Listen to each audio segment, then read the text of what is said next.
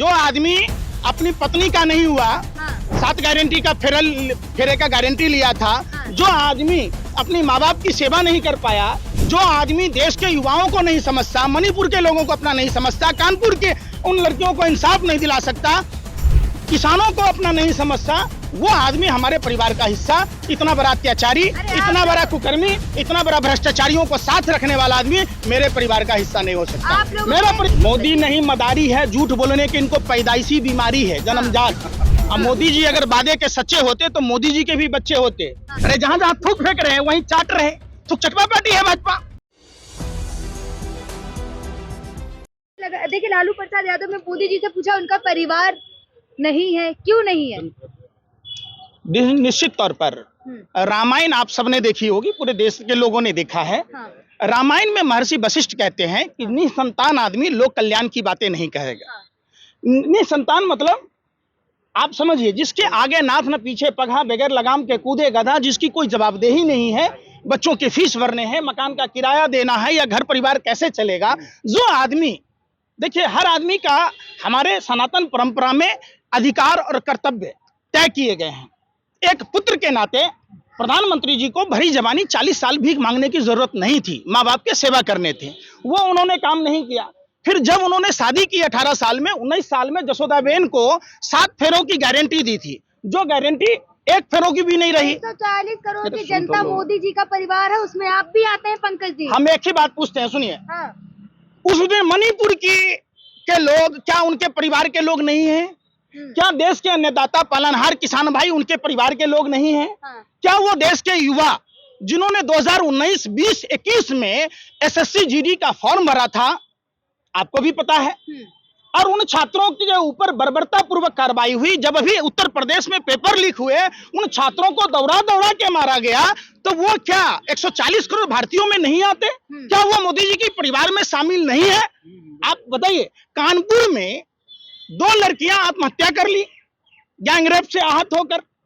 अब जब उनको इंसाफ नहीं मिला, उन पर जब उत्तर प्रदेश शासन प्रशासन द्वारा, जैसा कि हाथरस और उन्नाव में हुआ था, तो उनके पिता ने भी आत्महत्या कर ली। क्या वो उनके परिवार के लोग नहीं है? मैं फिर हुए बात, तो मोदी जी के परिवार में है, लिख रही है ट्विटर पे कि मैं भी मोदी जी का परिवार। मोनिका जी से पूछिए वो किसके परिवार हैं, बताएंगी आपको। हाँ। मोनिका का नाम सुने हैं? स्मृति ईरानी की सहेली थी मोनिका। जिस मोनिका जी ने अपने घर में प्रश्रय दिया था उनके पति को चुराने वाली, तो उस परिवार का हिस्सा न बनी, वो मोदी जी के परिवार का हिस्सा बन गई। वाह, कमाल की बात कहते हैं। आप पूछिएगा अनुपम खेर से, दूसरे की पत्नी को चुरा लिया, तो वो आदमी सबसे पर्सनल फिर आप नाम क्यों लिया उस आदमी का? हम तो नाम नहीं लेना चाहते हैं। आप मोनिका जी का परिवार कहाँ है? वो सहेली जिसने आश्रय दिया, उनको तो अपने स्वीकार कर लीजिए, उसको तो परिवार मान लीजिए। आप मोदी जी के परिवार पर आइए। देश नहीं, विपक्ष का ये वार उल्टा पड़ गया उनके ऊपर, अब ट्रेंड चल गया है। कहाँ से आए हैं? भाजपा कार्यालय से आए हैं? व्हाट्सएप यूनिवर्सिटी से सवाल करते हैं तो आप बिल्कुल नहीं है ना, आप सवाल पूछे ना। मणिपुर की जिस महिला को, उसका पति कारगिल युद्ध का विजेता था, माँ भारती के लाल थे, जिन्होंने देश को बचाया, वो अपनी पत्नी को नहीं बचा सका, उसके साथ गैंग रेप हुए, उसके जिस्म को खरोचा गया। उस समय मोदी जी कहाँ लिखे कि हाँ ये माँ भारती के लाल की पत्नी है, ये मेरा परिवार है, दोषियों को हम फांसी दे देंगे? आप कानपुर पर ट्वीट देखे हैं मोदी जी का? फिर सुनने रहे पंकज जी, चौकीदार अब चल रहा है मोदी जी का परिवार। अच्छा, चौकीदार मतलब क्या होता है? हाँ। इलेक्ट्रल बॉन्ड को सार्वजनिक करने की बात सुप्रीम कोर्ट के मुख्य न्यायाधीश ने कहा, तो जो एक माउस के क्लिक करने से, एक बात बताइए, 22 से 23 हजार लोग हैं जो उनको चंदा दिया हुआ है, तो उसको सार्वजनिक होने में 300 से 400 करोड़ रुपया, 60% प्लस जितना पॉलिटिकल फंड में चंदा मिला, वो एसबीआई सार्वजनिक क्यों नहीं कर रहा? एक माउस को खाली ऐसे बटन दबाना है, माउस को ऐसे दबाना है, क्लियर हो जाएगा। आप समझिए कितने लगता है हर काम में। अरे भाई, राजीव गांधी जी ने इसलिए कंप्यूटर लाया था, कोई वाजपेयी जी की तरह बैलगाड़ी लेके गया था कि कंप्यूटर करने हो। राजीव गांधी जी ने डिजिटल गिरानी इसलिए किया था, हर चीज माउस का क्लिक दबाते ही पता चल जाएगा। 2 मिनट का काम है। मोदी जी के परिवार में आप भी आते हैं, अब हम काहे के लिए आएंगे? 140 करोड़ मतलब ही नहीं है। जो आदमी, सुनिए, जो आदमी अपनी पत्नी का नहीं हुआ, हाँ। 7 गारंटी का फेरे का गारंटी लिया था, हाँ। जो आदमी अपनी माँ बाप की सेवा नहीं कर पाया, जो आदमी देश के युवाओं को नहीं समझता, मणिपुर के लोगों को अपना नहीं समझता, कानपुर के उन लड़कियों को इंसाफ नहीं दिला सकता, किसानों को अपना नहीं समझता, वो आदमी हमारे परिवार का हिस्सा, इतना बड़ा अत्याचारी, इतना बड़ा कुकर्मी, इतना बड़ा भ्रष्टाचारियों को साथ रखने वाला आदमी मेरे परिवार का हिस्सा नहीं हो सकता। मेरा परिवार का आदमी वही होगा जो देश से वफादारी करेगा, जिसके अंदर देशभक्ति होगी, जो देश के किसानों को पूछेगा, जो देश के नौजवानों को पूछेगा, जो देश की महिलाओं को पूछेगा। चूंकि हम उस परिवार के हिस्सा हैं जहां नारियों की पूजा होती है, वहां देवताओं का वास होता है। 140 करोड़ आपके भी परिवार में आते हैं? अरे आप जैसे पत्रकारों के भी आते हैं। अगर मोदी, अरे फिर वो बात काहे का परिवार है? अगर वो परिवार होते तो देश के किसानों को दिल्ली तक आने देते। आपको पता है देश के अन्नदाता किसान भाई इंडिया गेट के बोट क्लब तक आते थे, अपनी मांगों को रखते थे। आपको पता है आज से 12 साल पहले, 11 साल पहले अन्ना हजारे रामलीला मैदान में प्रदर्शन करता था ना, सलवार पहन के भागा ना, वो साधु के वेश में लुटेरे हैं देश में, जिस पर सुप्रीम कोर्ट ने भी भ्रामक विज्ञापन के बाबा रामदेव सबको कहा योग करो, काम छोड़ो, योग करो, खुद योग छोड़ के काम करने लग गया। सब चीज का दवाई है कानिया के पास, 2.25 आंख वाला कानिया के पास, उसका अपना 2.25 से 2 करने का दवाई नहीं है। उसके पास बवासीर का दवाई है, कैंसर का दवाई है, कोरोना का दवाई है, पैरालिसिस का दवाई है, ऐसा कोई बीमारी नहीं है जिसका दवाई नहीं है। आप समझिए, प्रधानमंत्री पर गर्व होना चाहिए जो अपनी सैलरी भी देश हित में लगाते हैं। वाह, कमाल करते हैं। खाते कहाँ से हैं? अरे 8500 करोड़ का विमान कहाँ से लिए वो? देश हित में लगा। बोलने को तो जितनी बातें वो बोलते हैं तो होता है। अब प्रधानमंत्री झूठ तो नहीं बोलेंगे। मोदी नहीं मदारी है, झूठ बोलने की इनको पैदाइशी बीमारी है, जन्मजात। अब मोदी जी अगर वादे के सच्चे होते तो मोदी जी के भी बच्चे होते, विकास पैदा हो गया होता। आप समझिए, नाती पोता में खेलते। विपक्ष के लिए परिवार फर्स्ट है, मेरे लिए नेशन फर्स्ट है। अच्छा, हम समझते हैं आप पत्रकार भी रोटी खाते होंगे। जिस अशोक चौहान को मोदी जी गाली देते थे, परिवारवाद और भ्रष्टाचार की बात कहते थे, वो अशोक चौहान को राज्यसभा में किसने भेजा? अब हमको बताइए, आप पत्रकार हैं, अशोक चौहान को जानते हैं, महाराष्ट्र के नेता हैं। तो उनके पिताजी शंकर राव चौहान जब कांग्रेस में थे तो परिवारवाद है, भ्रष्टाचार है, सेना की विधवाओं का पैसा खा गया, अब राजा हरिश्चंद्र हो गया। अरे अध्यक्ष तो नहीं बनाया। शर्म है ही नहीं। सम्राट चौधरी का बाप शकुनी चौधरी कांग्रेसी था, फिर वो आरजेडी में गए। बीजेपी वाले कहते थे अयोग्य है।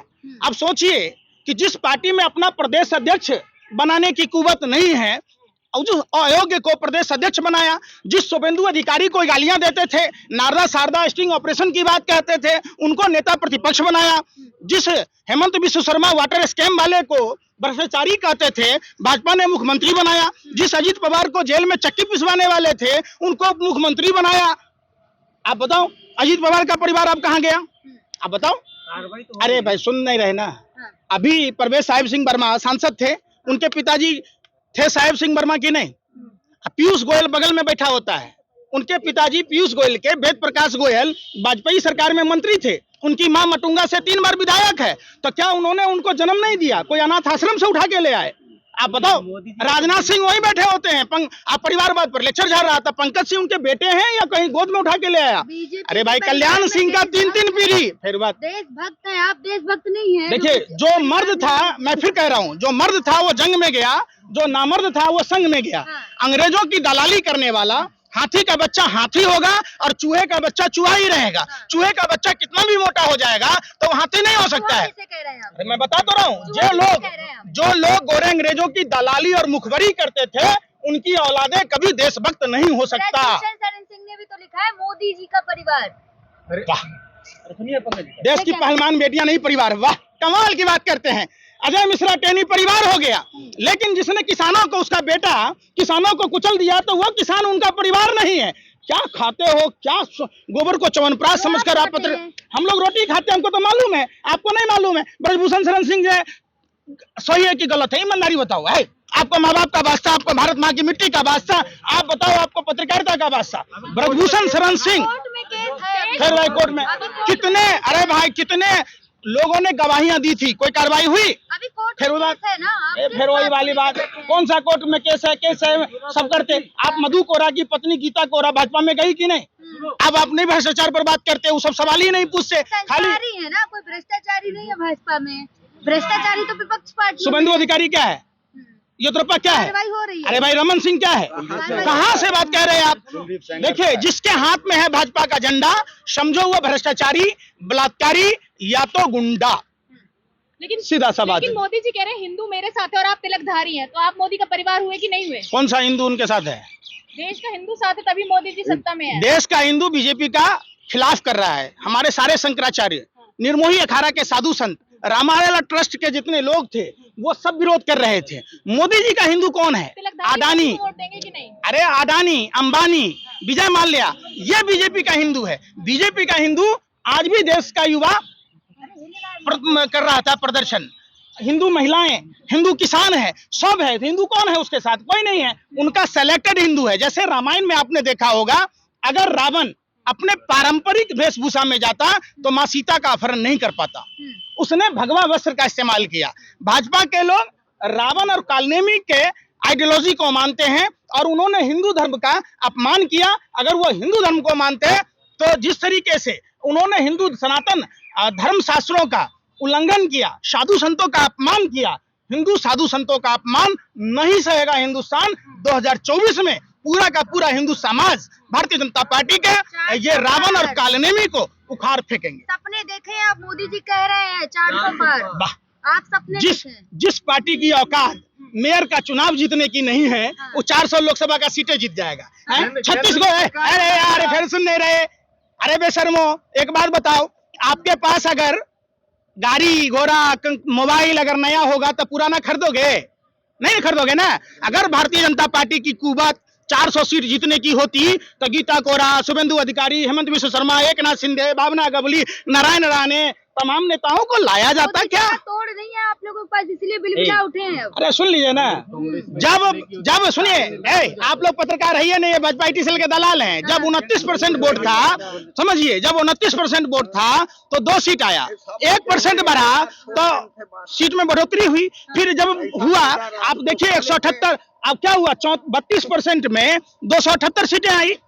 आप समझिए, जब 34% हुआ, पुलवामा में जो शहीदों के नाम पर वोट पड़ सकता है क्या? अब लोग पूछ रहे हैं कि शहीदों को सम्मान मिल सकता है क्या? पुलवामा में 300 किलो RDS किसका था बता सकते हैं क्या? वो जेलेटिन 50 किलो किसका था बता सकते हैं क्या? इसका इंसाफ मिलेगा? वो कार किसकी थी?